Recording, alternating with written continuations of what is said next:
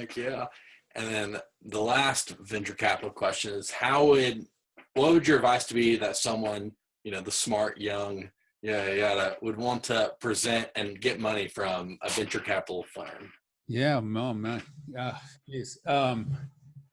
Oh, so many, I mean, I think, kind of like, when we talk about kind of God-given identity, I think it's so important that entrepreneurs focus on stuff that they know and that they are very passionate about.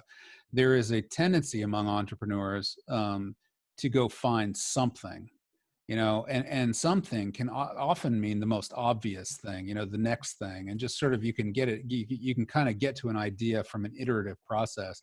My wife and I, this is kind of out of context, but the analogy is pretty good. My wife and I were doing these devotionals, Wire for Men and Loop for Women, and we thought, well, what's next? Maybe we'll do a podcast. Well, what should we do a podcast on? Well, we'll do it on marriage. We're a married couple, and we'll kind of bring our platforms together. We never prayed about it. There was nothing in identity about it, and it was horrible. We did about 10 episodes and finally gave up. A few years after that, we did a podcast that we felt like God was calling us to, called Rush, and we've done 104 of those episodes and had about a million episodes downloaded at this point.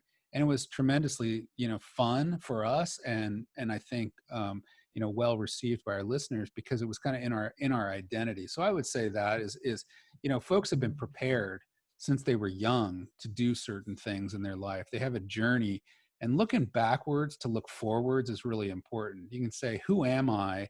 What have I been prepared for? What do I have authority to do in my life? And then use that preparation as a map going forward. So I think that's kind of a big deal. And then I think taking a ton of risk. I'm a big believer, especially when you're young, of taking a lot of risk.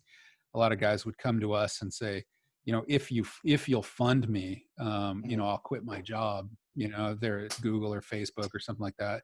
And we would always say, look, as an entrepreneur, you have to take the risk first.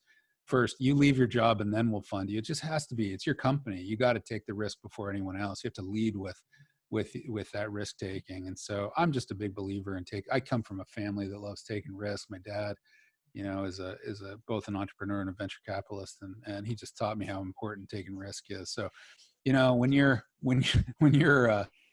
hanging it out there and doing something that you really believe in, I mean, that's often the sweetest part of the entrepreneurial journey. A lot of people will think the sweetest part is, the IPO or the acquisition where everyone gets paid, but often it's not. Often the best part is the early part, when you're taking big risks and you're doing them for the right reasons. And I guess one thing, I'll add one more thing, very important, I think, is that, on the note of that right reasons, it should always be to help somebody else, whether it's helping them, because they can't build code, and they have a glaring problem in their life. Maybe they need, somebody's building a new, I don't know, calendar app, and just pulling something out of the air. It should always be focused on helping somebody else. When we're sitting there developing something because and the driving force is we want to make a lot of money, it's just it's a recipe for disaster. The money may come, but I think the right order of things should be that you are passionate about helping somebody else, whether it's a big, thing, or it's a calendar app. I don't know, all trails, helping people get outdoors. I think, that drove those guys. They cared about their users and they wanted to enable that. And so I think the right reasons is an important part of a successful, but also a happy entrepreneur.